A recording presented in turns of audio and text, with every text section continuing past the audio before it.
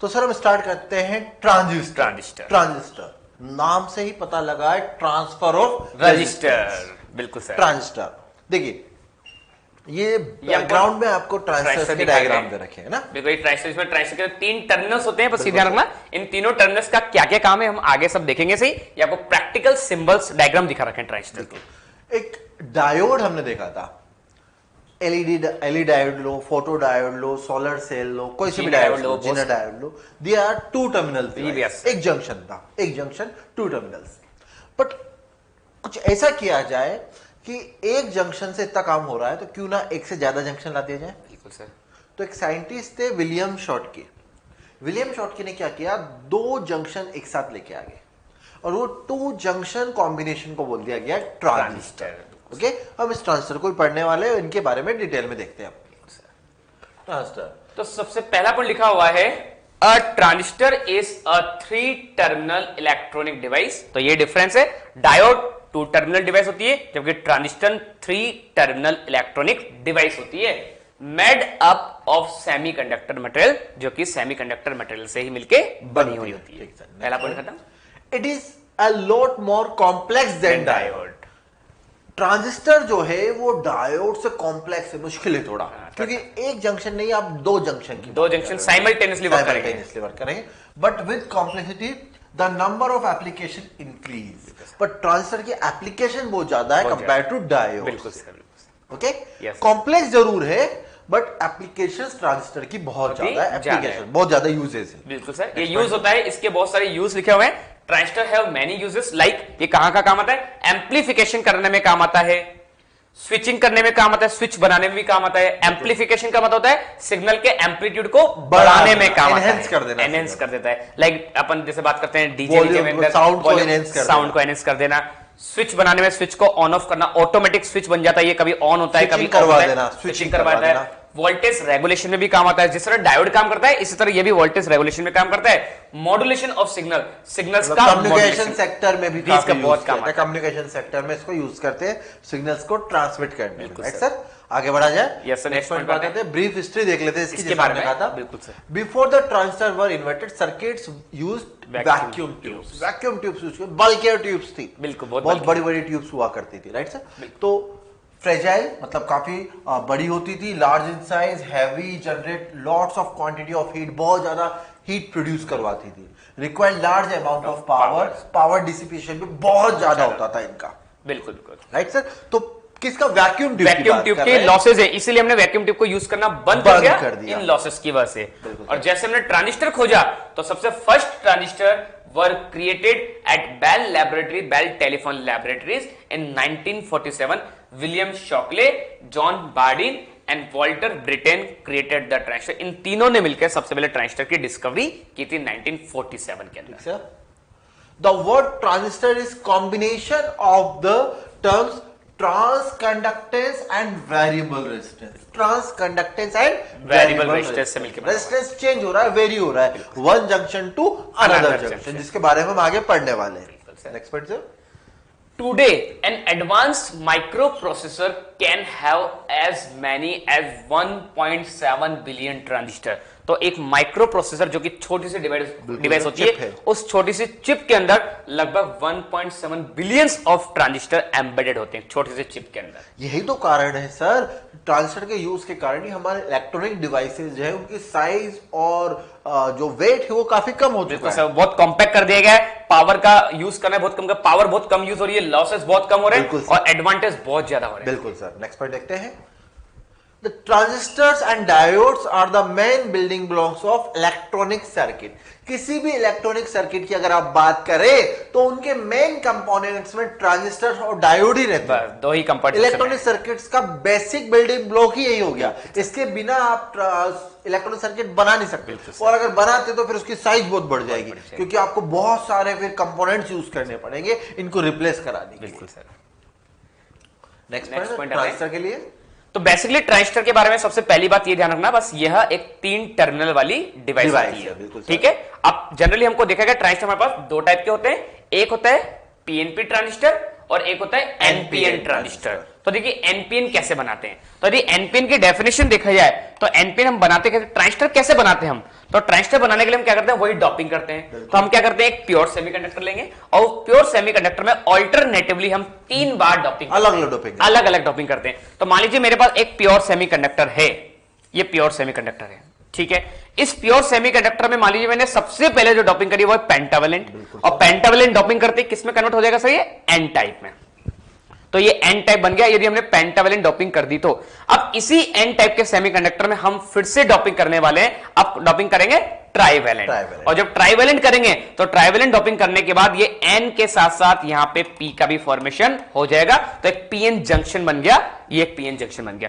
फिर वापस इसमें एक बार और डॉपिंग करते हैं, ऑल्टरनेटिव करते हैं, पहले एन की डॉपिंग करी थी, फिर पी की करी, और अब इस पी वाले के अंदर हम फिर से एन की डॉपिंग कर देते हैं, तो इस पी के अंदर एक और एन वाला रीजन क्रिएट हो जाता है, और इस तरीके से एन पी एन पूरा ट्रांजिस्टर का फॉर्मेशन हो जाता है। और ट्रांजिस्टर का फॉर्मेशन करने के बाद इस एन वाले जंक्शन से हम एक टर्मिनल कनेक्ट कर देते हैं, ये एन वाले जंक्शन से जोड़ दिया, एक टर्मिनल हम पी वाले जंक्शन से कनेक्ट कर देते हैं, और एक टर्मिनल हम इस एन वाले रीजन से कनेक्ट कर देते हैं, और इसे कहा जाता है एनपीएन ट्रांजिस्टर। तो ट्रांजिस्टर के पास 3 टर्मिनल होते हैं।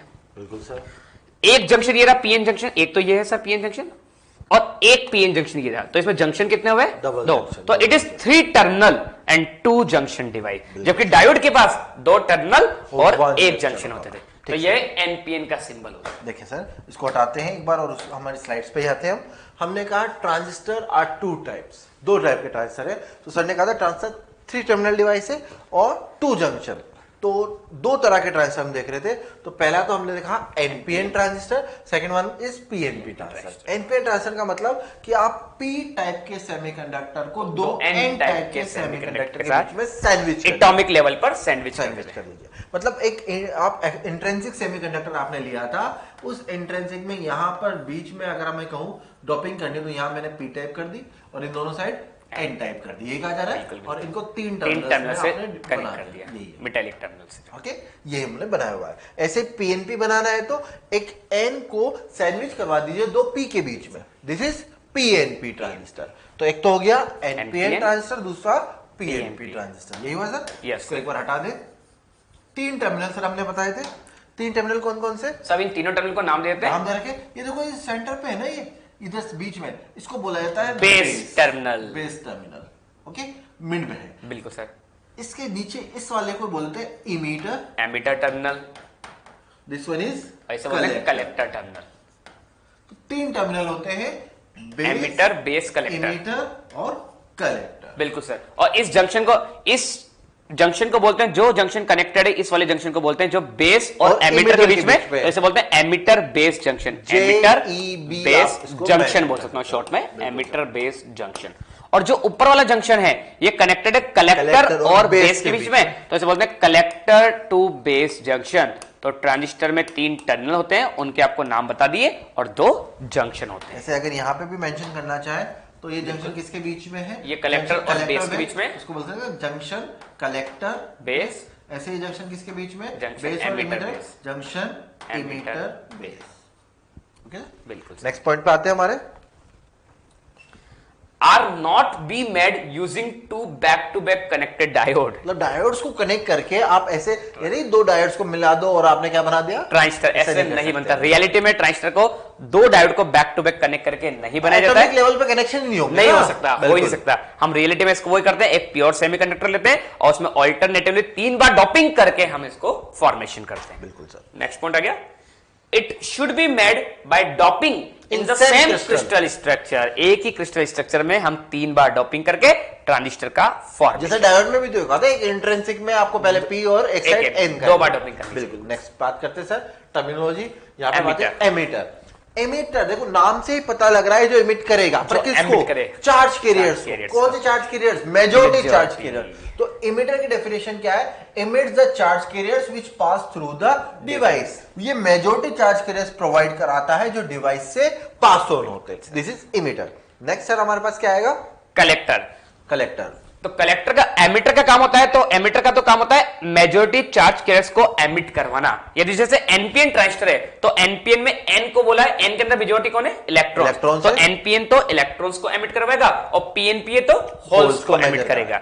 अब बात करते हैं कलेक्टर की। तो कलेक्टर क्या करता है? एमिटर से जो चार्ज कैरियर एमिट हुए हैं उनको वो कलेक्ट करने का काम करता है। तो collector collects then once they have passed through the base. बिल्कुल, बेस से जैसे ही पास होंगे, मतलब एमिटर से मेजॉरिटी चार्ज की रस निकाल के बेस के रास्ते कलेक्टर तक जाएंगे, वो कलेक्टर उनको कलेक्ट कर रहा है, तभी तो नाम बोला कलेक्टर, राइट सर? और बेस क्या कर रहा है? Base is the intermediate region, मतलब पाथ दे रहा है मेजॉरिटी चार्ज कैरियर्स को मूव करने के लिए, बेस प्रोवाइड कर रहा है। तो base control the flow of charge carriers from the emitter to collector. इसी के through majority charge carriers move करेंगे एमिटर से कलेक्टर की ओर। Next point sir.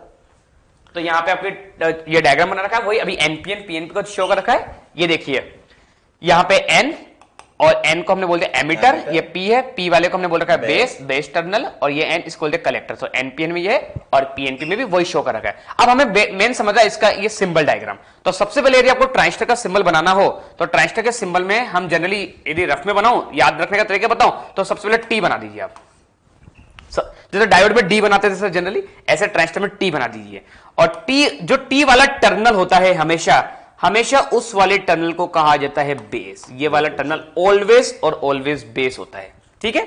अभी हमें दो टर्मिनल और बनाने हैं इसके, फिर हम इसको ऐसे एक टर्मिनल यहां पे टी के बाद एक टर्मिनल इधर बना देते हैं, और हम एक टर्मिनल ट्रांजिस्टर का इस तरफ बना देते हैं। तो इनमें से एक टर्मिनल तो होता है एमिटर और एक होता है कलेक्टर। अब कौन सा एमिटर होगा कौन सा कलेक्टर होगा वो डिपेंड करेगा आपने कौन से टाइप का ट्रांजिस्टर लिया हुआ है। एनपीएन बना रहे हो या पीएनपी बना रहे हैं। तो सबसे पहले एमिटर और कलेक्टर को पता करने के लिए सबसे पहले इस सिंबल में एक एरो गिवन होगा। सबसे पहले एरो गिवन होना चाहिए। जब तक एरो गिवन नहीं होगा तब तक हम एमिटर या कलेक्टर को नहीं पहचान सकते। तो मैंने मान लिया, लेट फॉर एग्जांपल हमने एरो इधर गिवन कर दिया, ये गिवन होगा। और एरो क्या शो करता है सर? एरो शो करता है करंट की डायरेक्शन, करंट की डायरेक्शन को शो करता है। और ये कौन सी करंट की डायरेक्शन को शो करता है? Majority current. तो ये एरो जिस टर्मिनल से कनेक्ट होता है, जिस टर्मिनल से, उस वाले टर्मिनल को हमेशा क्या बोलते हैं सर? एमिटर। तो एरो वाला टर्मिनल ऑलवेज एमिटर होगा, टी वाला टर्मिनल ऑलवेज बेस होगा, और जो टर्मिनल बच गया रिमेनिंग उसे हम क्या बोलते हैं? कलेक्टर। तो यहां पे एरो का मतलब हो जाएगा एमिटर करंट की डायरेक्शन को शो करना, और फिर इन तीनों को एक सर्कल में बंद, ट्रांसपेरेंट ग्लास, ट्रांसपेरेंट। ये है ट्रांजिस्टर का सिंबल। और अभी एक बात और देख लीजिए, आपने जो ट्रांजिस्टर बनाया क्या वो एनपीएन है या वो पीएनपी है, वो ये एरो बताएगा। एरो मतलब सर ने बोला करंट की डायरेक्शन, और हम जो करंट लेते हैं वो होती है मेजॉरिटी करंट, और मेजॉरिटी करंट हमेशा पी से एन फ्लो होती है या एन से पी? पी से एन। तो ये एरो हमेशा मेजॉरिटी करंट को शो करता है, और मेजॉरिटी करंट पी से एन फ्लो होती है। तो यदि ये वाला पी होगा तो ये वाला एन होगा, तो ये है पी से एन को शो कर रहा है। अब ऑल्टरनेटिवली नाम देते हैं, यदि ये पी है, यदि ये एन है, तो ये क्या होगा? पी। तो ये पीएनपी ट्रांजिस्टर का सिंबल है। ऐसे सर एनपीएन का बता दीजिए। बिल्कुल सर, यहां देखें आप इस वाले सर्किट को देखते हैं, करंट कहां जा रहा है? इधर बेस से बाहर जा रहा है। बिल्कुल सर। आपको बस एक काम करना है, बेस को आइडेंटिफाई कीजिए, बेस को देख लीजिए, टी देख लीजिए, टी कहां बन रहा है? ये बिल्कुल सर टी बन रहा है, ये टी बन रहा है। यस। तो आप बेस को देखिए, अब ध्यान से देखिए, बेस से करंट बाहर जा रहा है, इट मींस बेस किस टाइप का हो गया? पी टाइप का। पी टाइप का, बिल्कुल सर। और बेस पी टाइप का हो गया तो बाकी दोनों इसके अपोजिट हो जाएंगे। अपोजिट हो जाएंगे। तो ये भी एन, ये भी एन, ये भी एन, बिल्कुल सर। तो आप इमीटर से पढ़े NPN, this is NPN transistor. आपको कोई सा भी ट्रांजिस्टर आइडेंटिफाई करना है तो सिंपल से बात है, आप बेस को देखिए। सबसे पहले बेस को पहचान लीजिए। इधर देखिए, बेस, ये बेस है, भी टी दिख रहा है ना? बिल्कुल। टी किसको रिप्रेजेंट कर रहा है? बेस को। अब बेस की तरफ करंट आ रहा है, और बेस है, बेस एन टाइप का, एन टाइप का होगा, बिल्कुल। जब बेस एन टाइप हो गया तो बाकी दोनों पी टाइप के होंगे। This is PNP transistor. बहुत सिंपल सा कंसेप्ट है, आइडेंटिफाई करना। बिल्कुल। बस आप बेस को देखिए, अगर बेस से करंट बाहर जा रहा है, बेस पी टाइप का होगा, बेस बाकी दोनों एन टाइप के होंगे। बिल्कुल। बेस पे करंट आ रहा है तो बेस एन टाइप का होगा, और बाकी दोनों पी टाइप के होंगे। ये ट्रांजिस्टर को पहचानने का तरीका कैसे पीएनपी और कैसे एनपी। सर एक क्वेश्चन और आता है इनमें से, ज्यादातर बच्चे पूछ भी लेते हैं क्योंकि बच्चों को डाउट होता है कि सर दोनों ट्रांजिस्टर में से कौन सा ट्रांजिस्टर बेस्ट बना गया है? क्या एनपीएन ज्यादा बेटर है या पीएनपी ज्यादा बेटर है? एनपीएन में कौन से चार्ज कैरियर्स मूव करेंगे? मेजॉरिटी इलेक्ट्रॉन्स मूव करेंगे, जबकि पीएनपी में मेजॉरिटी होल्स मूव करेंगे। मोबिलिटी किसकी ज्यादा है? इलेक्ट्रॉन की। कौन सा काम आना चाहिए? NPN transistor is better than PNP, क्योंकि एनपीएन ट्रांजिस्टर में मेजॉरिटी चार्ज कैरियर्स होते हैं इलेक्ट्रॉन, जिनकी मोबिलिटी ज्यादा है, इसलिए हम एनपीएन को प्रेफर करते हैं। बिल्कुल ठीक है सर। अच्छा, ये ध्यान रखना है कि ये जो सर्किल बनाया था, इस सर्किल के अंदर केवल एक ही लेग में डायरेक्शन ऑफ करंट शो होनी चाहिए। बिल्कुल सर, बिल्कुल, बहुत ध्यान रखिए, इस सर्किल के अंदर एक ही लेग में डायरेक्शन ऑफ करंट, हाँ डायरेक्शन ऑफ करंट बेस की तरफ भी हो सकती है, बेस से बाहर भी जा सकती है। हाँ, आउटसाइड द सर्किल आप तीनों में करंट शो कर दीजिए, कोई दिक्कत नहीं है। आउटसाइड द सर्किल आप तीनों में शो कर दीजिए करंट, कोई दिक्कत नहीं है, पर इनसाइड द सर्किल केवल एक ही लेग में होगी, उसी को बोला जाएगा एमीटर करंट। ओके, आगे बढ़ा जाए, नेक्स्ट बात करते हैं सर हम।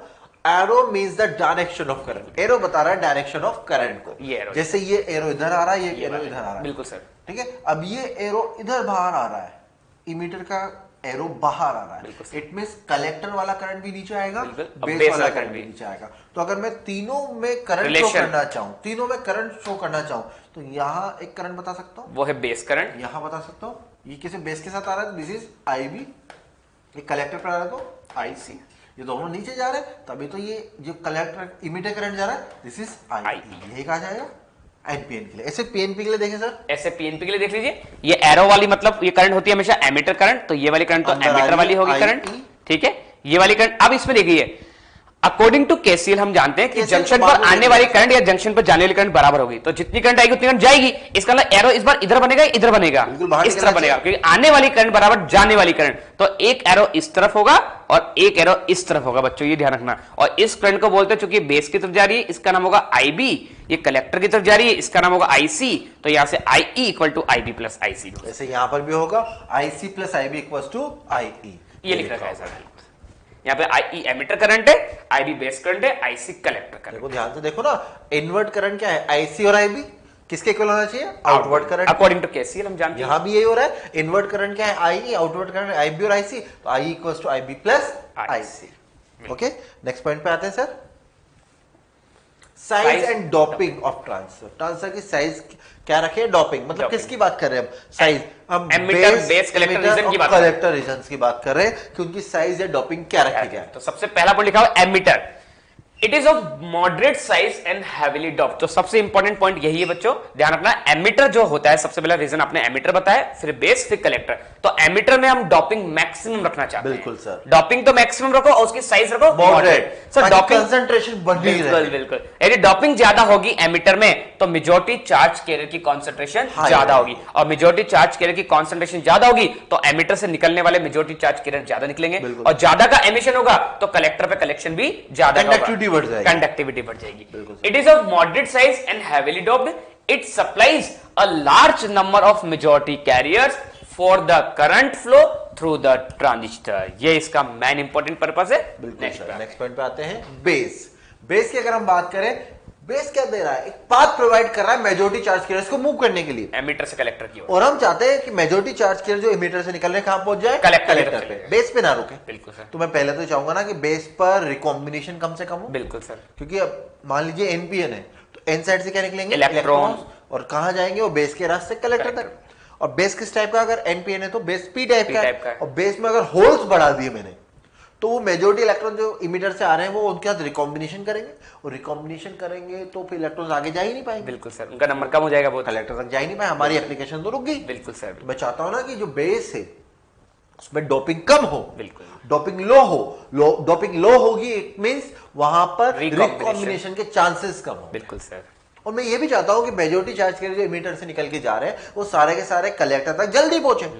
इट मींस रिकॉम्बिनेशन भी कम से कम हो और साइज भी, इट मींस मैं डॉपिंग भी कम कर रहा हूं बेस पर, और बेस की साइज भी स्मॉल रख रहा हूं। बिल्कुल सर, तो क्या कहा जा रहा है यहाँ पे, इट इज वेरी थिन, बहुत पतला होता है, लाइटली डॉप्ड होता है। Base is thin and lightly doped as we want less recombination of charge carriers. यही पॉइंट हमने डिस्कस किया था। फिर कलेक्टर की बात, नेक्स्ट बात में कलेक्टर की। तो एमिटर से चार्ज कैरियर निकले, बेस तक पहुंच गए, अब उनको बेस से निकल के जाना है कलेक्टर में। तो सबसे पहले बात करते हैं कलेक्टर की साइज की। तो हम चाहते हैं कलेक्टर का जो साइज है वो ज्यादा होना चाहिए, क्योंकि सर एमिटर से जो इलेक्ट्रॉन आ रहे, मान लीजिए एनपीएन लिया, तो एमिटर में से इलेक्ट्रॉन निकल रहे हैं, और वो इलेक्ट्रॉन बेस के थ्रू होते होते कलेक्टर में आ रहे हैं, और कलेक्टर के अंदर भी है मेजॉरिटी इलेक्ट्रॉन्स, और एमिटर से भी आ रहे हैं इलेक्ट्रॉन्स। तो सर इलेक्ट्रॉन्स वैसे तो आना नहीं चाहिए अपने पास, लेकिन बैटरी के थ्रू इलेक्ट्रॉन्स को डिफ्यूज करवा रहे हैं, और डिफ्यूज करवाने के सर वो जो इलेक्ट्रॉन्स कलेक्टर में होंगे, क्या वो उनके एटम के साथ इलेक्ट्रॉन कोलाइड करेंगे, नहीं करेंगे? कोलाइड करेंगे तो हीट बनेगी, नहीं बनेगी? हीट प्रोड्यूस होगी तो उसके जलने के चांसेस ज्यादा हो जाएंगे। तो हम चाहते हैं कि ट्रांजिस्टर जले नहीं, मतलब जल्दी डिसिपेट हो, हीट जल्दी डिसिपेट हो, इसलिए कलेक्टर का साइज हमेशा और हमेशा ज्यादा होना चाहिए। तो कलेक्टर का साइज ऑलवेज लार्ज होना चाहिए, लेकिन उसमें डॉपिंग मॉडरेट करेंगे, डॉपिंग मॉडरेशन लेयर में डिफरेंस रहे। बिल्कुल। तो the collector side is moderately doped and larger in size as compared to the emitter. Larger size helps in proper heat dissipation, यही बताया गया। बिल्कुल सर। नेक्स्ट पॉइंट पे आते हैं हम। इन्हीं की साइज और डॉपिंग को बताया गया चार्ट से दिखा रखा है। बात करते हैं एमीटर के लिए। हमने कहा एमीटर की साइज मॉडरेट होती है और डॉपिंग हैवी होती है, क्योंकि ये ज्यादा ज्यादा कंसंट्रेशन होने के कारण ही तो मेजॉरिटी चार्ज सीरीज को देगा। बिल्कुल सर। बेस की बात कीजिए। बेस की बात करते हैं। बेस की जो साइज होती है वो थिन होती है और बेस का डॉपिंग भी लाइट होगा। डॉपिंग कम होगा तो रिकॉम्बिनेशन कम होगा, साइज कम होगी तो जल्दी से चार्ज कैरियर एमीटर से होके कलेक्टर पे पहुंचेंगे विदाउट रिकॉम्बिनेशन। हमने कहा कलेक्टर, और कलेक्टर के बारे में सर ने बताया था कि साइज क्या होनी चाहिए, लार्ज होनी चाहिए, ताकि जो मेजॉरिटी चार्ज कैरियर्स आ रहे हैं, इलेक्ट्रॉन्स आ रहे हैं, कोलिजन के कारण हीट प्रोड्यूस हो सकती है, तो हीट जल्दी से जल्दी डिसिपेट होगी। इट मींस लार्ज होना चाहिए इसके लिए surface area. Next one is doping, क्या हो इसकी, मॉडरेट। डॉपिंग मॉडरेट, क्योंकि आपने यहाँ पे हैवी किया या लाइट किया, यहाँ करके मॉडरेट। और मॉडरेट करोगे तभी तो डिप्लीशन लेयर की विड्थ में वेरिएशन आएगा, और विड्थ में वेरिएशन आएगा तभी तो रेजिस्टेंस में वेरिएशन आएगा, तभी तो ट्रांजिस्टर बोलता है ना, ट्रांसफर ऑफ रेजिस्टेंस। तो डिप्लीशन लेयर सेम नहीं होनी चाहिए, अलग अलग होनी चाहिए, इसलिए इसकी डॉपिंग क्या होगी, मॉडरेट। आगे बढ़ा जाए sir. Yes sir. Biasing and operating region. अब देखो इसकी बाइसिंग का मतलब होता है बैटरी कनेक्ट करना। तो देखो तो सर डायोड की बाइसिंग की थी आपने दो तरह से, एक करी थी फॉरवर्ड बाइसिंग और एक करती रिवर्स बाइसिंग। एक जंक्शन था, लेकिन ट्रांजिस्टर के अंदर तो 3 टर्मिनल है और ये दो जंक्शन बोलते हैं। अब हम जानते हैं भाई एक बैटरी में कितने टर्मिनल होते हैं, दो। एक बैटरी में 2 टर्मिनल होते हैं, लेकिन ट्रांजिस्टर में कितने टर्मिनल है, 3। इनका 3 टर्मिनल से एक बैटरी से नहीं जुड़ेगी। इसका ट्रांजिस्टर में हमको एक बैटरी काम में लेके 2 काम में लेते हैं। अब 2 बैटरी में कितने टर्मिनल हो जाएंगे सर, 4, और ट्रांजिस्टर में कितने टर्मिनल, 3। तो हमको 3 को 4 से जोड़ना है। तो 3 टर्मिनल बैटरी के 4 टर्मिनल से तब ही जुड़ सकते हैं जब उन चारों टर्मिनल से कोई ना कोई एक टर्मिनल कॉमन किया जा सके बैटरी के साथ। कॉन्फ़िगरेशन ऑफ ट्रांजिस्टर कहलाता है, उससे बोलते हैं कॉन्फ़िगरेशन ऑफ ट्रांजिस्टर। तो अब बैटरी जोड़ते हैं। तो यहाँ पे सिंपल सी बात यहाँ पर है, हम बात करें बाइसिंग की। डायोड में एक जंक्शन था, एक जंक्शन को आप 2 तरह से बाइस कर रहे थे, आइदर फॉरवर्ड आइदर बैकवर्ड। यहां पर आपके पास 2 जंक्शन है, एक जंक्शन को 2 तरह से, 2 को कितना होगा, 4 तरीके से ये होगा, मतलब 4 कॉम्बिनेशन बन जाएंगे आपके पास बाइसिंग के। बिल्कुल ये होना चाहिए, बिल्कुल बाइसिंग के। और बैटरी जोड़ेंगे 2। तो ट्रांजिस्टर है 2 पीएन जंक्शन, एक तो है बेस एमिटर जंक्शन और एक है बेस कलेक्टर जंक्शन। इसको रिप्रेजेंट भी करते हैं, this is base emitter junction, ऐसे बता दिया जाएगा, जंक्शन बेस कलेक्टर ऐसे बता दिया जाएगा। हाँ, और सर डायग्राम से चाहो दिखा दो। अभी हम बैटरी जोड़ के बताए थे यहाँ पे, ये है एमिटर। अब देखो साइज के हिसाब से बनाना बच्चों, इसकी साइज है मॉडरेट, इसकी है मिनिमम और इसकी है मैक्सिमम साइज। कौन सा बेस हुआ, कौन सा इमीटर हुआ, कौन सा कलेक्टर, बिल्कुल सर आप बताएंगे। तो जिसकी साइज सबसे ज्यादा होती है उसे तो कहा जाता है कलेक्टर। तो साइज ज्यादा तो ये वाला टर्मिनल होगा कलेक्टर, जिसकी साइज सबसे कम उसे बेस, और जिसकी साइज मॉडरेट लेवल की उसे एमीटर। और इसमें डॉपिंग ज्यादा होगी तो मान लीजिए ये NPN मैंने सेलेक्ट कर रखा है अभी फॉर यहाँ डॉपिंग मैक्सिमम, यहाँ डॉपिंग मॉडरेट, यहाँ डॉपिंग मिनिमम। अब बैटरी जोड़नी है बेस और एमीटर के बीच में, एक बैटरी यहाँ जोड़ी जाएगी बिल्कुल, और एक जोड़ी जाएगी बेस और कलेक्टर के बीच में, एक बैटरी बेस और कलेक्टर के बीच में जोड़ी जाएगी। ओके सर, तो इसको एक बार हटा दिया जाए, फिर उसको आगे बढ़ते हैं। Based on the biasing of the junction, its region of operation and application will be different. कि आप बैटरी कहां कनेक्ट कर रहे हो उसके अकॉर्डिंग बाइसिंग भी चेंज होगी और बाइसिंग चेंज होगी तो एप्लीकेशन भी चेंज होगी, जिसको हम डिटेल में पढ़ने वाले हैं। तो यहां देखिए हमारे पास बेस इमीटर जंक्शन है, हमारे पास बेस कलेक्टर जंक्शन है और उसकी एप्लीकेशन है। आप एक काम करें, बेस इमीटर को फॉरवर्ड बायस कर दें, बेस कलेक्टर को रिवर्स बायस कर दें। पहला पॉइंट, अगर आप ऐसा कर रहे हो तो इसको बोलते हैं एक्टिव रीजन। और जब ट्रांजिस्टर एक्टिव रीजन में है तो कैसे काम करता है, एम्पलीफिकेशन का काम करता है। मतलब हमें एम्पलीफायर बनाना हो तो ये काम करना पड़ेगा। नेक्स्ट, अगर मैं इन दोनों को फॉरवर्ड कर दूं, बेस इमीटर को भी फॉरवर्ड, बेस कलेक्टर को फॉरवर्ड, तो ट्रांजिस्टर कैसे काम करेगा, सैचुरेशन मोड में।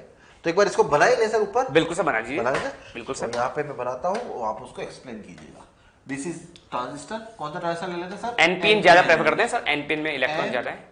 PN, ये हमारे पास बेस रीजन, ये एमीटर रीजन और ये कलेक्टर रीजन। हम यहां पर इसके लिए जंक्शन बताते हैं, this is base emitter junction, this is base collector, base collector junction. अब आपको इसकी बाइसिंग करनी है। बिल्कुल सर मुझे ये बाइसिंग करके बताइए, एक्टिव रीजन में लाके बताइए। तो अब मैं इस ट्रांजिस्टर को एक्टिव रीजन में लाने वाला हूं। तो एक्टिव रीजन के लिए बोलता है बेस और एमिटर जंक्शन को कर दो फॉरवर्ड बायस। तो ये रहा बेस और ये रहा एमिटर जंक्शन, ये वाला, इसको फॉरवर्ड बायस करना है। अब फॉरवर्ड बायस करना है तो एन रीजन को हम बैटरी के कौन से टर्मिनल से जोड़ेंगे? नेगेटिव से। और पी रीजन को बैटरी के कौन से टर्मिनल से? पॉजिटिव से। तो इसे कहा जाता है फॉरवर्ड बायसिंग। ध्यान से देखो ना, पी हाई पोटेंशियल से N low potential, forward bias. Second है बेस कलेक्टर को कर दो रिवर्स बायस। तो ये रहा बेस और ये रहा कलेक्टर। अब इसे करना है रिवर्स बायस। रिवर्स बायस करना है तो एन को कनेक्ट करेंगे बैटरी के पॉजिटिव टर्मिनल से और पी को कनेक्ट करेंगे बैटरी के नेगेटिव टर्मिनल से। ये हो गया रिवर्स बायस। तो ये पीछे वाला रिवर्स बायस और आगे वाला फॉरवर्ड बायस। और मैंने इसको एक्टिव रीजन में कनेक्ट कर दिया। और यदि ऐसा कनेक्टेड है तो कैसा काम करके बताएगा? एम्पलीफायर का काम करेगा। हमें ये आगे देखना है आगे कुछ। अच्छा सेकंड सैचुरेशन में काम कराना है मुझे, तो दोनों फॉरवर्ड हो जाएंगे। ये तो फॉरवर्ड है इसे। यस सर, इसको फॉरवर्ड कर दो, रिवर्स कर दो, रिवर्स उल्टा कर दो सर। मतलब कि यहां पर बैटरी का टर्मिनल उल्टा कर दीजिए बस। ये पोटेंशियल में थोड़ा बड़ा बना देता हूं, बस फर्क ये पोटेंशियल थोड़ा बड़ा हो जाएगा। This is positive, this is negative. बस सर, दोनों सैचुरेशन फॉरवर्ड बायस में आ गए सैचुरेशन मोड में। और ये सैचुरेशन मोड में तो इस केस में स्विच ऑन का वर्क करता है। ऑन स्विच का काम करता है। क्या होता है ऑन स्विच, हम आगे पढ़ने वाले हैं। देखेंगे sir. Cut off board, cut off मतलब दोनों का रिवर्स बायस, दोनों रिवर्स में। ये अभी तो दोनों फॉरवर्ड है, मतलब दोनों बैटरी को रिवर्स कर दोनों को रिवर्स करती कट ऑफ मोड में चला जाएगा, जाएगा। और इनवर्स एक्टिव मतलब पहला जो केस था उसको उल्टा कर दीजिए। इसको रिवर्स बायस और इसको फॉरवर्ड बायस। और इनवर्स एक्टिव मोड की कोई एप्लीकेशंस नहीं होती। हमें तो एक्टिव रीजन में लाना है, हमें सैचुरेशन में लाना है, हमें ट्रांजिस्टर को कट ऑफ में लाना है। इन तीन केसेस को वन बाय वन डिटेल में पढ़ने वाले हैं आगे। बिल्कुल आगे बढ़े sir. Yes sir. Configuration of transistor. अब वही कॉन्फ़िगरेशन की बात करते हैं। जैसा सर ने कहा था transistor is a 3 terminal device, जबकि हमारे पास जंक्शन 2 है और हम 4 तरह से उसको बाइसिंग कर सकते हैं। बिल्कुल सर। तो क्या किया जाए, ट्रांजिस्टर के 3 टर्मिनल में से किसी एक टर्मिनल को इनपुट और आउटपुट के बीच में कॉमन कर दिया जाए और जिसको कॉमन किया जाएगा उसी के नाम से उस कॉन्फ़िगरेशन को जाना जाएगा। जैसे बेस को कॉमन कर दिया जाए तो common base configuration, emitter common कर दिया जाए तो common emitter configuration, collector common कर दिया जाए तो कॉमन कलेक्टर कॉन्फ़िगरेशन। इसका मतलब जो प्रीवियस स्लाइड में सर आपने बताया था, ये हमारे पास जो डायग्राम था प्रीवियस में, ये किसको कॉमन किया आपने? सर इस बार मैंने बेस वाले को इनपुट और आउटपुट दोनों में कॉमन किया हुआ है। बेस को आपने इमीटर और कलेक्टर के साथ कॉमन कर दिया। तो ये कौन सा कॉन्फ़िगरेशन? कॉमन बेस कॉन्फ़िगरेशन होगा। ये ध्यान रखना ना, इसी को हम आगे पढ़ने वाले हैं। तो transistor has a 3 terminal device. For operation, one will be input, one will be output, and one will be common between input and output. 3 terminal है, 3 में से एक को इनपुट कहा गया, दूसरे को आउटपुट कहा गया और तीसरे को इनपुट और आउटपुट के बीच में कॉमन, ताकि बैटरी कनेक्ट करने के लिए इक्वी पोटेंशियल पॉइंट तो मिले। बिल्कुल सर। यही कहा गया has their will be 3 types of configuration. 3 तरह की कॉन्फ़िगरेशन होगी यहां पर। पहली है कॉमन एमिटर, दूसरी कॉमन बेस और तीसरी कॉमन कलेक्टर। अब ध्यान रखना बच्चों, ये इंपॉर्टेंट पॉइंट है, याद भी रखना। जब भी आप ट्रांजिस्टर को कॉमन एमिटर के फॉर्म में जोड़ोगे, इस कॉन्फ़िगरेशन में जोड़ोगे, तो उस केस में हम इनपुट लेते हैं बेस को, इनपुट हम बेस को मानेंगे और आउटपुट हम किसको मानेंगे सर? कलेक्टर को। सिंपल सी बात है ना, कॉमन किसको गया? एमिटर कॉमन हो गया। बिल्कुल कॉमन एमिटर हो गया। तो जो बच गए टर्मिनल उनमें से एक इनपुट होगा और एक आउटपुट होगा। तो जो बचा हुआ है तो बेस कलेक्टर है, तो इनपुट होता है कॉमन एमिटर में बेस और आउटपुट होता है कलेक्टर। ऐसे ही कॉमन बेस की बात करें तो बेस कॉमन हो गया, इनपुट में आ गया एमिटर, आउटपुट में आ गया कलेक्टर। कॉमन कलेक्टर की बात करें तो कलेक्टर कॉमन हो गया, इनपुट में आ गया बेस, आउटपुट में आ गया एमिटर। ये आपको लर्न करना है। देखो लर्न भी सिंपल सा कंसेप्ट ध्यान रखें, मन में बात याद ध्यान रखें, इनपुट हमेशा जंक्शन से जाता है। बिल्कुल। और जंक्शन किसके साथ बनता है? बेस के साथ। बिल्कुल। बिना बेस के जंक्शन पॉसिबल ही नहीं है। ये बात सही है? Yes sir. बिना बेस के साथ जंक्शन पॉसिबल नहीं है। इट मींस इनपुट साइड पर बेस लाना ही पड़ेगा कॉमन। मतलब एक या तो कॉमन पॉइंट पर बेस हो या इनपुट पॉइंट पर बेस हो, तभी वो कॉन्फ़िगरेशन पॉसिबल होगी। बिल्कुल सर। अब ध्यान से देखिए, आपने इमीटर कॉमन किया है। अगर मैं कलेक्टर को इनपुट में ला देता, इमीटर को आपने क्या है, अगर मैं कलेक्टर को कहा था इनपुट पे, तो मुझे बताइए कलेक्टर और इमीटर के बीच में कोई जंक्शन ही नहीं बनता, फिर तो पॉसिबल ही नहीं है। बिल्कुल सही है, यही ना? Yes sir. ऐसे ही सबसे ज्यादा दिक्कत क्या आती है, हमें बस ये ध्यान रखना है, collector is always at output. Collector हमेशा आउटपुट साइड पर होगा। बिल्कुल सर। जब तक कॉमन कलेक्टर ना हो। बिल्कुल बिल्कुल सर। जब तक कॉमन कलेक्टर ना हो। कॉमन इमीटर है, एमिटर कॉमन, कलेक्टर आउटपुट पे। कॉमन बेस है तो भी collector output, base common, collector output पे। हाँ, कॉमन कलेक्टर पे दिक्कत थी, तो कॉमन कलेक्टर पे कलेक्टर कहां चला गया? आउटपुट साइड पर। अब इनपुट पे क्या आएगा? कलेक्टर तो चला गया आउटपुट पर, इनपुट पे क्या आएगा? तो इनपुट पे एक जंक्शन तो होना चाहिए। बिल्कुल जंक्शन, और जंक्शन बेस के साथ ही बनता है जंक्शन तो हमेशा। कौन बना रहा है? बेस कलेक्टर, बेस देना पड़ेगा, बेस इनपुट, यहाँ इमीटर नहीं दे सकते। ओके, बिल्कुल। नेक्स्ट पॉइंट पे आते हैं, एम्प्लीफिकेशन प्रोसेस। एम्प्लीफिकेशन प्रोसेस, अब इसकी वर्किंग देखते हैं ट्रांजिस्टर की, कि एम्प्लीफिकेशन का काम कैसे करता है। तो हम जो ट्रांजिस्टर यूज कर रहे हैं वो है एनपीएन ट्रांजिस्टर, ठीक है। तो हमारे पास एक एनपीएन ट्रांजिस्टर है, और एनपीएन ट्रांजिस्टर में हम बात करते हैं एन के अंदर जो मेजॉरिटी होते हैं वो तो इलेक्ट्रॉन्स। मैं मेजॉरिटी को ही शो कर रहा हूं, माइनॉरिटी हम शो नहीं करते, माइनॉरिटीज की बात भी बात ही नहीं करते, बहुत ही नेग्लिजिबल होते हैं। तो यहाँ पे मेजॉरिटी इलेक्ट्रॉन शो कर रखे हैं, पी के अंदर मेजॉरिटी होते हैं होल्स, ये होल्स है, और एन के अंदर मेजॉरिटी होंगे इलेक्ट्रॉन्स। अब बात करते हैं डोपिंग्स की, सबसे ज्यादा डोपिंग होगी इसमें, तो यहाँ पे इलेक्ट्रॉन्स ज्यादा दिखाने पड़ेंगे। इसमें सबसे कम डोपिंग, तो यहाँ पे होल्स मैंने बहुत ही कम 2 होल्स दिखा रहे हैं। और कलेक्टर के अंदर होते हैं मॉडरेट डोपिंग, तो यहाँ पे जो इलेक्ट्रॉन्स का नंबर है वो एमिटर में जो इलेक्ट्रॉन्स हैं उनसे थोड़ा कम दिखा रहे हैं। ये डोपिंग की बात करें। साइज की बात करते हैं, सबसे ज्यादा होता है कलेक्टर का साइज, सबसे कम होता है अपना बेस का साइज, और मॉडरेट साइज होता है एमिटर का। अब हमको बैटरी जोड़नी है, तो एक बैटरी सर ने बताया, एक बैटरी हमेशा जोड़ी जाती है एमिटर और बेस के बीच में, और एक बैटरी जोड़ी जाती है कलेक्टर और बेस के बीच में, common base configuration, common base. तो इसमें देखिए, यह है बेस वाला टर्मिनल, यह है एमिटर, और यह है कलेक्टर। तो एक बैटरी जोड़नी बेस और एमिटर के बीच में। अब बात करते हैं कौन से फॉर्म में हम बैटरी को जोड़ें, तो जब तक हमको कुछ भी बोला नहीं जाता है तब हमेशा हम कौन सी बात करते हैं?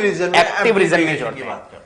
एम्प्लीफिकेशन हमेशा एक्टिव रीजन में होता है, और जब तक हमको मेंशन नहीं किया जाए तब तक हम हमेशा ट्रांजिस्टर के सर्किट को एक्टिव रीजन में ही कनेक्ट करते हैं। तो मैं इसको एक्टिव रीजन में कनेक्ट करने जा रहा हूं, और एक्टिव रीजन की प्रॉपर्टी होती है एमिटर बेस जंक्शन को आप कर दीजिए फॉरवर्ड बायस में, और कलेक्टर बेस जंक्शन को आप कर दीजिए रिवर्स बायस में। ये एक्टिव रीजन की प्रॉपर्टी है। अब इसको कनेक्ट करते हैं, तो एमिटर बेस जंक्शन को फॉरवर्ड बायस कर रहा हूं, ये है एमिटर और ये है बेस, इसे करना है फॉरवर्ड बायस। तो एन को कनेक्ट कर दीजिए बैटरी के नेगेटिव से, और पी को कनेक्ट कर दीजिए बैटरी के पॉजिटिव से, ये हो गया फॉरवर्ड बायस। तो एक तो फॉरवर्ड बायस हो गया। अब बात करते हैं दूसरा वाले को कनेक्ट करना है रिवर्स बायस में, तो ये है कलेक्टर और ये है बेस, इसको रिवर्स बायस देना है। तो इस बार एन को कनेक्ट करेंगे रिवर्स बायस के लिए बैटरी के पॉजिटिव से, और पी को कनेक्ट करेंगे बैटरी के नेगेटिव से। तो एक बैटरी यहां जोड़ दी, एक बैटरी यहां जोड़ दी। एक बात ध्यान रखने वाली बात यह भी है इसमें कि जो आउटपुट वाली बैटरी है उसका जो मैग्नीट्यूड है वो इनपुट वाली बैटरी से बहुत ही ज्यादा होना चाहिए। यदि ये सेल है तो एक कॉम्बिनेशन ऑफ सेल है, जिसे हम क्या बोलते हैं? बैटरी। तो आउटपुट वाली बैटरी का वोल्टेज हमेशा इनपुट वाली बैटरी के वोल्टेज से ज्यादा होना चाहिए यदि आप एम्प्लीफिकेशन का प्रोसेस कर रहे हो तो। क्यों होता है उसके बारे में अभी वर्किंग में बात करते हैं। देखें यहाँ पे हम इसकी वर्किंग जब स्टार्ट करते हैं तो ये नेगेटिव टर्मिनल, ये पॉजिटिव, राइट सर? एक बार सर बैटरी का नाम देना भी सिखा दो बच्चों को। बिल्कुल, नाम भी देते हैं। देखिए यहाँ पे ये भी सिखा दीजिए। बेस कॉमन है, बेस कॉमन है। बैटरी कहां कनेक्ट करी है? बेस और एमिटर के बीच में। Yes sir. ये यहां भी ये बैटरी किससे करेंगे? कलेक्टर और बेस के बीच में। तो जो कॉमन है टर्मिनल उसके नाम को हम यूज नहीं करते। हाँ, बैटरी के नाम में यूज नहीं करते। ओके, बेस कॉमन है तो बेस के नाम को यूज नहीं कर रहे बैटरी में। किसके साथ कनेक्ट है? ये इमीटर और बेस के बीच में, इसको बोल दिया VEE। 2 बार लिख देते हैं, VEE लिख दिया। ऐसे यहां देखिए किसके साथ कनेक्ट है? कलेक्टर और बेस के बीच में। बेस कॉमन है तो बेस के नाम को यूज नहीं कर रहे, दिस इज VCC। सिंपल सा कंसेप्ट है। जो कॉमन है उसके नाम को यूज ना करो, आप बैटरी के नाम को दे दीजिए। अब इसकी वर्किंग को हम देखते हैं यहाँ पे कैसे काम कर रहा है। तो हम जानते हैं बैटरी का नेगेटिव टर्मिनल इलेक्ट्रॉन्स को रिपल्शन रिपेल करेगा। तो यहां पर ये VEE का नेगेटिव टर्मिनल इन इलेक्ट्रॉन्स को इमीटर साइड के इलेक्ट्रॉन्स को रिपल्शन देगा। तो इलेक्ट्रॉन कहां जाएंगे? एन साइड से पी की तरफ। बिल्कुल, मतलब बेस की तरफ जा रहे, कहां से? इमीटर से। एमिटर से बेस की तरफ जा रहे हैं। और जब इलेक्ट्रॉन मूव करते हैं तो उसके अपोजिट डायरेक्शन में करंट फ्लो होता है। बिल्कुल सर। तो जब इलेक्ट्रॉन्स यहां जा रहे हैं, मान लीजिए 100 ऑफ इलेक्ट्रॉन्स जा रहे होंगे, 100 इलेक्ट्रॉन्स मूव कर रहे हैं रिपल्शन के कारण, तो इन 100 इलेक्ट्रॉन्स के मूव के कारण अपोजिट डायरेक्शन में करंट आएगा। बिल्कुल सर। कौन सा करंट आया? उससे बोलते हैं एमिटर करंट। इमीटर करंट, क्योंकि इमीटर टर्मिनल में वो मिल रहा है। अब ये 100 इलेक्ट्रॉन्स हम चाहते हैं सारे के सारे कहां पहुंच जाए? कलेक्टर में पहुंच जाए। पर कुछ ना कुछ रिकॉम्बिनेशन भी हो सकता है। बिल्कुल सर। और ये पॉजिटिव टर्मिनल जो VEE का है कुछ इलेक्ट्रॉन्स को अट्रैक्ट भी कर सकता है। बिल्कुल सर। कुछ इलेक्ट्रॉन्स को अट्रैक्ट भी कर सकता है, और हम चाहते हैं ऐसा ना हो, तभी तो हम VCC का मैग्नीट्यूड VEE से ज्यादा रखते हैं। ये रीजन है, हम VCC का मैग्नीट्यूड VEE से ज्यादा लेते हैं, ताकि हम चाहते हैं सारे के सारे मेजॉरिटी चार्ज के जो इलेक्ट्रॉन्स जो इमीटर से निकल रहे हैं वो कहां पहुंच जाए? कलेक्टर पे। रिकॉम्बिनेशन ना उनको, मतलब हम खींच रहे हैं यहाँ पे, ये पॉजिटिव और नेगेटिव, ये हाई पोटेंशियल लगा के इलेक्ट्रॉन्स को अट्रैक्ट करवाया जा रहा है। जितने ज्यादा इलेक्ट्रॉन्स अट्रैक्ट करके उधर जाएंगे मतलब रिकॉम्बिनेशन के चांसेस कम होंगे, इसलिए वीसीसी का मैग्नीट्यूड वी से ज्यादा होना चाहिए। वीसीसी की वैल्यू हमेशा वी से ज्यादा। ठीक है सर, आगे ओके। यहां पर इलेक्ट्रॉन्स पूछे, मान लीजिए 100 इलेक्ट्रॉन्स गए तो 100 में से कुछ फ्रैक्शन इलेक्ट्रॉन तो रिकॉम्बिनेशन कर सकते हैं सर, बिल्कुल। 100 में से कुछ फ्रैक्शन इलेक्ट्रॉन तो रिकॉम्बिनेशन कर सकते हैं सर, बिल्कुल हो सकता है ना, आप आइडियल केस तो मान ही नहीं सकते। तो हमने माना कि लगभग 5% इलेक्ट्रॉन्स इन होल्स के साथ रिकॉम्बाइन कर जाते हैं, मतलब यहाँ पे 5% इलेक्ट्रॉन्स खत्म हो गए। बिल्कुल सर। जब 5% इलेक्ट्रॉन्स यहीं रुक गए रिकॉम्बिनेशन कर, तो इन इलेक्ट्रॉन्स के रुकने के कारण अपोजिट डायरेक्शन में क्या हो गया, करंट फ्लो। कौन सा करंट गया, बेस करंट में। इलेक्ट्रॉन्स इधर गए तो बेस करंट ये गया, आईबी करंट इसको बोल दिया बेस करंट। लगभग कितने इलेक्ट्रॉन बचे, 95% कलेक्टर पहुंच गए। 95% इलेक्ट्रॉन कलेक्टर में गए तो अपोजिट डायरेक्शन में करंट फ्लो होगा। कौन सा करंट, आईसी फ्लो अपोजिट में।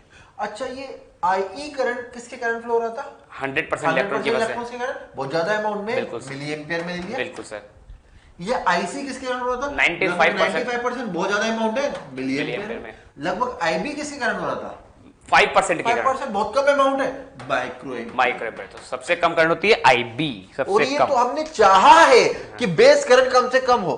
क्यों चाहा है हमने, क्योंकि बेस हमने स्मॉल रखा था, बेस की डोपिंग हमने कम की थी, इवन हमने वीसीसी की वैल्यू ज्यादा रखी ताकि बेस करंट कम से कम मिले। बिल्कुल सर, ताकि एम्प्लीफिकेशन बहुत अच्छा हो जाए, ये चाहते हैं। ये चाहते हैं सर, बिल्कुल सर। ठीक सर, तो आगे बढ़े जाए। यस सर, चाहे तो यहाँ से अपन केसीएल से इक्वेशन भी निकाल सकते हैं, करंट के बीच में रिलेशन बिल्कुल निकाल दीजिए सर। चाहे तो आईई इधर से आ रही है, वैसे हमने पहले देख भी लिया है, आईई इधर से आ रही है, आईबी ऊपर जा रही है और आईसी इधर जा रही है। तो from KCL we can write from the working IE must be equal to IB plus IC. तो ये ट्रांजिस्टर की आइडियल इक्वेशन कहलाती है, आईई आईबी प्लस आईसी। बिल्कुल सर, यहाँ पे आईई मिली एम्पियर में है, ये माइक्रो एम्पियर में, और ये मिली एम्पियर में। कभी कभी ऐसा हो सकता है न्यूमेरिकल करते वक्त यदि आपको आईबी मेंशन ना हो और आपको आईई निकालने की जरूरत पड़ रही है या आईसी निकालने की जरूरत पड़ रही है, तो हम आईई और आईसी को अप्रोक्सीमेटली सेम मानकर क्वेश्चन सॉल्व कर लेते हैं। तो सिंपल सा एक बात ध्यान रखना है, बेस करंट और कलेक्टर करंट हमेशा इमिटर करंट को फॉलो करेंगे। बिल्कुल हमेशा। केसीएल का मतलब ये है ना, बिल्कुल सर, हमेशा बेस करंट और कलेक्टर करंट किसको फॉलो करेंगे, इमिटर करंट। तो सर इसको हटाया जाए, हमारे स्लाइड पे आए एक बार। यस सर, आप स्लाइड से पॉइंट देख लेते हैं। ये वैसा ही कॉम्बिनेशन का सर्किटल डायग्राम बना दिया, एनपीएन को हमने वैसा ले लिया, वर्किंग वही है, बिल्कुल वही सेम ही डायग्राम है sir. The base emitter junction is forward bias, बिल्कुल सर ने जैसा कहा था, ऐसे ही base collector junction is reverse bias, बताया हुआ है। The forward bias of the base emitter helps the movement of majority carriers from emitter to base region, this gives us emitter current. तो अभी जैसे सर ने बताया था, फॉरवर्ड बायस करने से यहाँ का नेगेटिव वाला इलेक्ट्रॉन को रिपेल करेगा, रिपेल करने से एमिटर से इलेक्ट्रॉन बेस की तरफ जाएंगे, और जैसे इलेक्ट्रॉन का मोशन इधर रहा, इसके अपोजिट डायरेक्शन में करंट आईई फ्लो हो गई। ये देखते हैं। Since the base is thin, likely dot very small fraction, लगभग मान लीजिए 5% से भी कम, 2 to 5%, the incoming charge carriers, मतलब मेजॉरिटी इलेक्ट्रॉन्स एनपीएन ले रहे हैं तो रिकॉम्बाइन हो जाते हैं और इसके कारण एक रिकॉम्बिनेशन करंट मिलता है, जिसको क्या बोल दिया गया, बेस करंट का। केवल 5% या उससे कम इलेक्ट्रॉन्स या मेजॉरिटी चार्ज कैरियर्स बेस पर रिकॉम्बाइन हो गए, और ये हमने जानबूझ के ऐसा किया था। हाँ, जानबूझ के हमने हम चाहते हैं मैक्सिमम कलेक्टर में चले जाए, करंट मिल जाए। राइट सर, नेक्स्ट पॉइंट बात करें। बिल्कुल सर। Remaining charge carrier, लगभग 95% charge carriers move to the collector side as collector is reverse bias and we get collector current। तो 95% इलेक्ट्रॉन कलेक्टर की तरफ चले जाते हैं, रिवर्स बायस वाली बैटरी उनको खींच लेती है, और 95% खींचने से वहां पे करंट फ्लो होती है अपोजिट डायरेक्शन में, उसे हम बोलते हैं कलेक्टर करंट, आईसी।